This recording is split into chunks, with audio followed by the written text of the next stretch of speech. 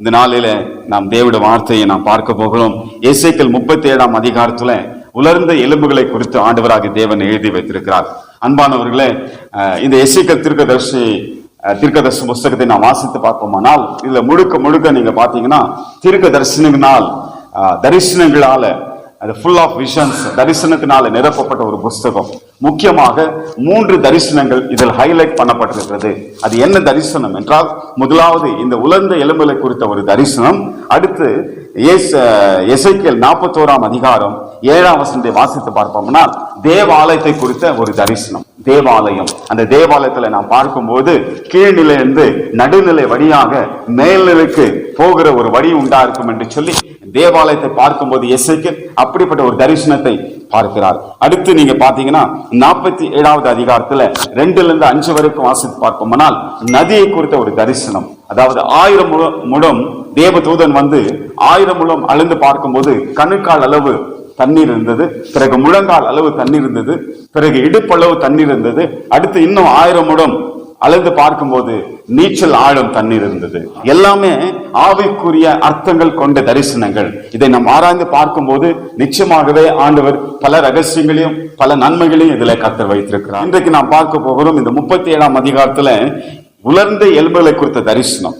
கர்த்தருடைய கை என் மேல் அமர்ந்து கர்த்தர் என்னை ஆவிக்குள்ளாக்கி வெளியே கொண்டு போய் எலும்புகள் நிறைந்த ஒரு பள்ளத்தாக்கின் நடுவில் நிறுத்தினார். ஆண்டவர் எசேக்கியேல் தீர்க்கதரிசியை ஆண்டவர் ஆவிக்குள்ளாக்கி ஒரு பெரிய பள்ளத்தாக்குல கொண்டு போய் ஆண்டவர் நிறுத்தினாராம்.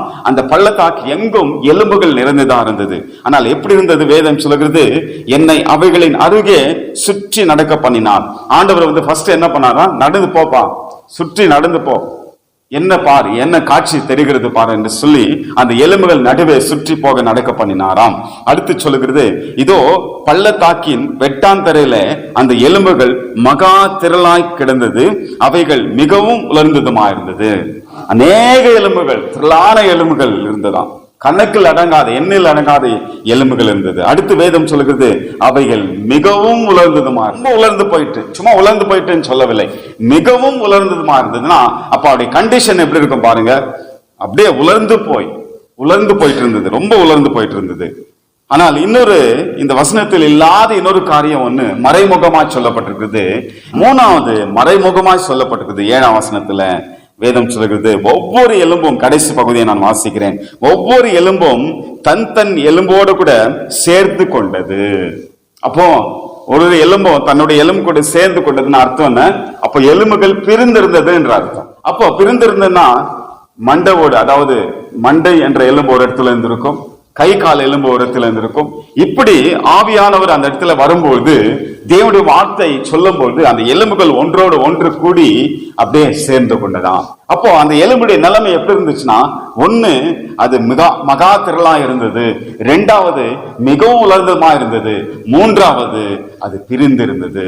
இன்றைக்கு இது எதை காட்டுகிறது என்றால், இன்றைக்கு திருச்சபையின் நிலைமை காட்டுகிறது.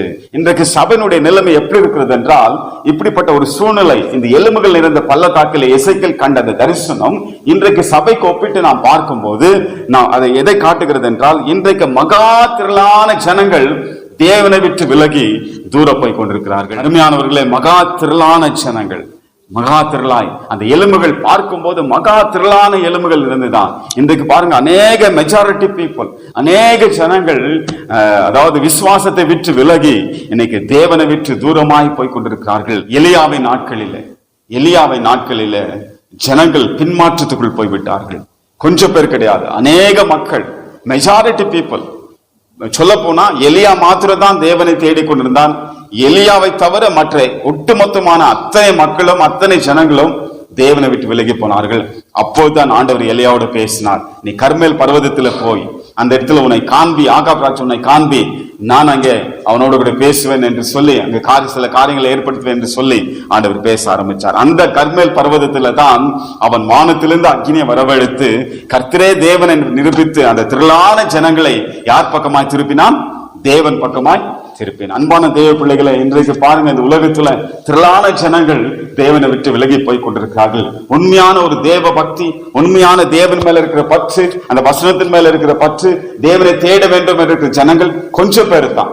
மைனாரிட்டி பீப்புள் தான் இருக்கிறாங்க. ஆனா இன்னைக்கு கிறிஸ்துவர்கள் என்று பெயர் வைத்துக் கொண்டிருக்கிற அநேகர் பார்க்கும்போது தேவனை விட்டு விலகி தூரமாய் போய் கொண்டிருக்கிறார்கள். அடுத்து நீங்க பாத்தீங்கன்னா எப்படி அந்த எலும்புகள் இருந்துதான் மிகவும் உலர்ந்துமா. எசேக்கியேல் 37 அதிகாரம், எசேக்கியேல் 37 அதிகாரம். ஆமென். நான் வாசிக்கிறேன் பாருங்க. என்னை அவைகளில் அருகே சுற்றி நடக்க பண்ணினார். இதோ பள்ளத்தாக்கில் வெட்டாந்தரையில் அந்த எலும்புகள் மகா திரளாய் கிடந்தது. அவைகள் மிகவும் உலர்ந்ததுமா இருக்கிறது. எப்படி இருந்துச்சா? மிகவும் உலர்ந்ததுமா இருக்கிறது. அப்படின்னு அர்த்தம் என்ன? ஆண்டவரே சொல்கிறார் 11ஆம் வசனத்துல, அப்போது அவர் என்னை நோக்கி, மனுபுத்திரனே, இந்த எலும்புகள் இஸ்ரவேல் வம்சத்தார் அனைவருமே. இதோ அவர்கள் எங்கள் எலும்புகள் உலர்ந்து போயிற்று, எங்கள் நம்பிக்கை அற்று போயிற்று, நாங்கள் அறுப்புண்டு போகிறோம் என்கிறார்கள். இஸ்ரவேல் ஜனங்கள் என்ன சொல்றாங்களா?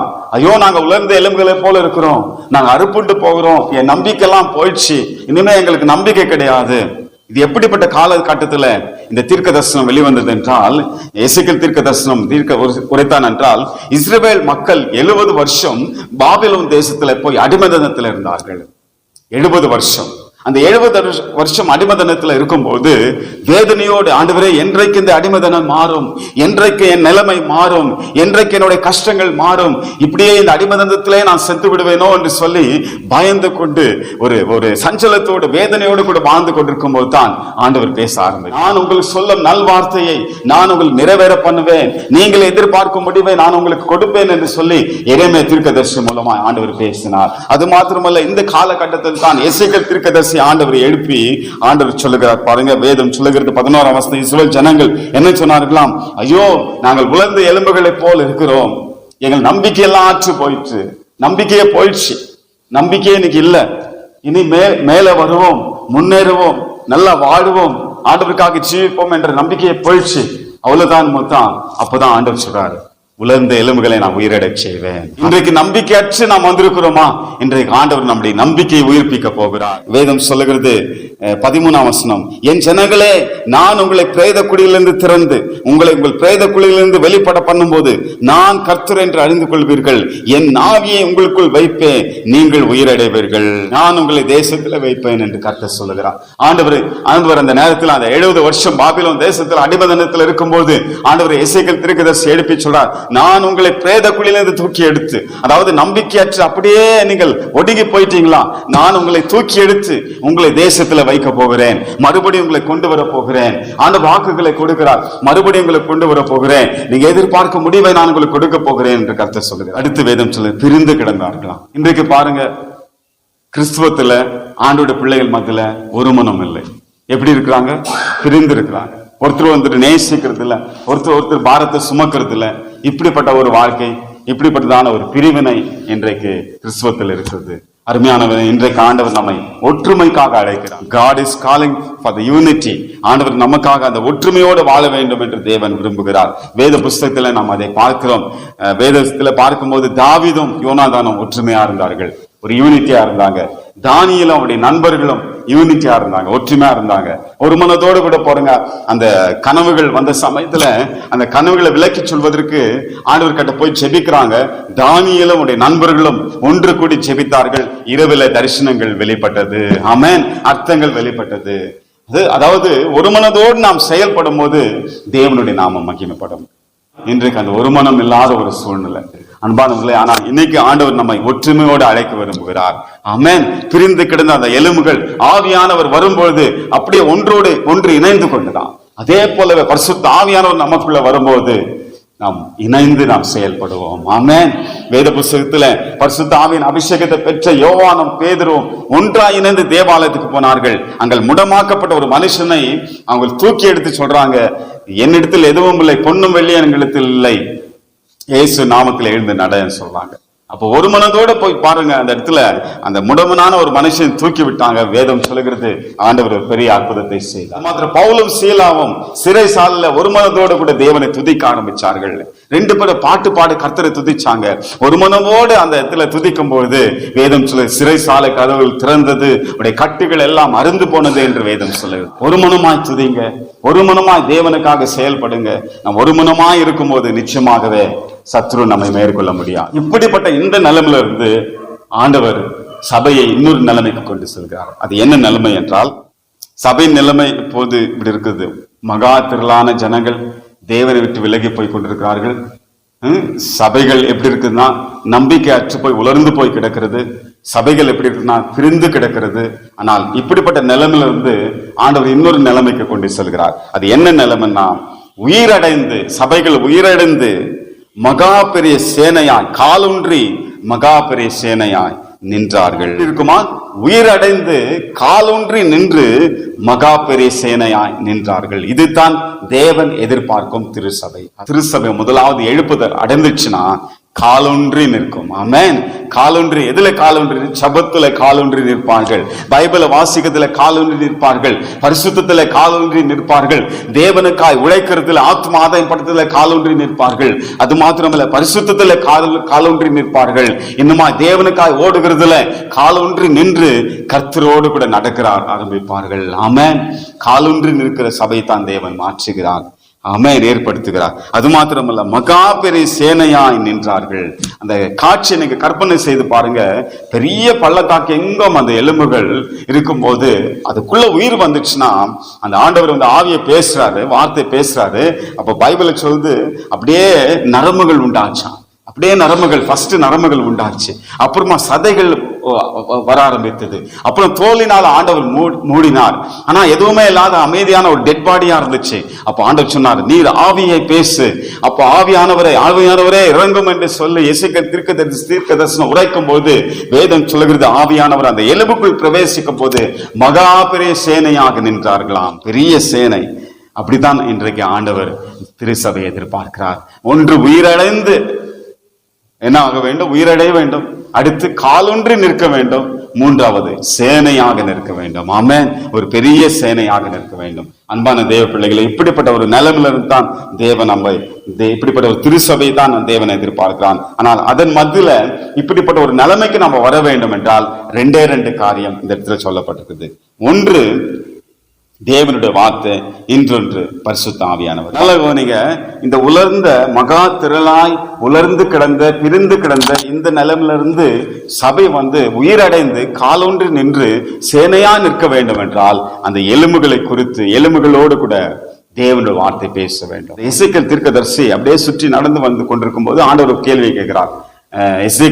எசேக்கியேலே, இந்த எலும்புகள் எல்லாம் உயிரடையுமா அப்படின்னு கேட்கும்போது அவருக்கே ஒரு குழப்பமா இருக்கிறது. உயிரடையுமா அடையாதான் தெரியல. ஆண்டவர்கிட்ட சொல்லுறாரு, ஆண்டவரே உங்களுக்கே தெரியும், ஆண்டவரே உங்களுக்கே தெரியும்பா இது உயிரடையுமா அடையாதா என்று சொல்லி. அப்போ ஆண்டவர் சொல்றார், அப்பொழுது அவர், நீ இந்த எலும்புகளை குறித்து தீர்க்க தரிசனம் பேசு. உரைத்து தீர்க்க தரிசனம் உரைத்து அவளை பார்த்து சொல்ல வேண்டியது என்னவென்றால், உலர்ந்த எலும்புகளே கர்த்தருடைய வார்த்தை கேளுங்கள். இன்றைக்கு இப்படிப்பட்ட ஒரு தேவனை எதிர்பார்க்கிற சபை எழும்ப வேண்டும் என்றால் ஃபர்ஸ்ட் நம்ம ஆண்டோட வார்த்தை பேசணும். ஆண்டோட வார்த்தை பேசணும். ஆண்டவர் சொன்னார், மலையை பார்த்து நீங்கள் பேசுங்கள்.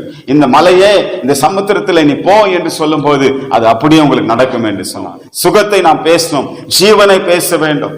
இன்னுமாய் பார்க்கும்போது வேத புஸ்தகத்தை பார்க்கும்போது ஆண்டவராகிய தேவன் இன்றைக்கு தேவனுடைய வார்த்தையை முக்கியப்படுத்தி வைத்திருக்கிறார்கள். ஏசாயா 59:21 ஆண்டவர் சொல்றார், உன் மேல இருக்கிற இந்த ஆவியும் உன் வாயிலே அருளிய என் வார்த்தைகளும் இது முதல் என்றென்றைக்கும் உன்னோடும் உன் சந்ததியோடும் அது விட்டு விலகுவதில்லை என்று சொல்லுவார். அப்ப எசேக்கியேல் தீர்க்கதரிசி தேவனுடைய வார்த்தை பேச பேச பேச அந்த எலும்புகள் அப்படியே அசை உண்டாக ஆரம்பிச்சிச்சு. அப்படியே இரைச்சல் வர ஆரம்பித்தது. அடுத்து என்ன ஆனதா, ஒன்றோடு ஒன்று இணைந்து கொண்டது.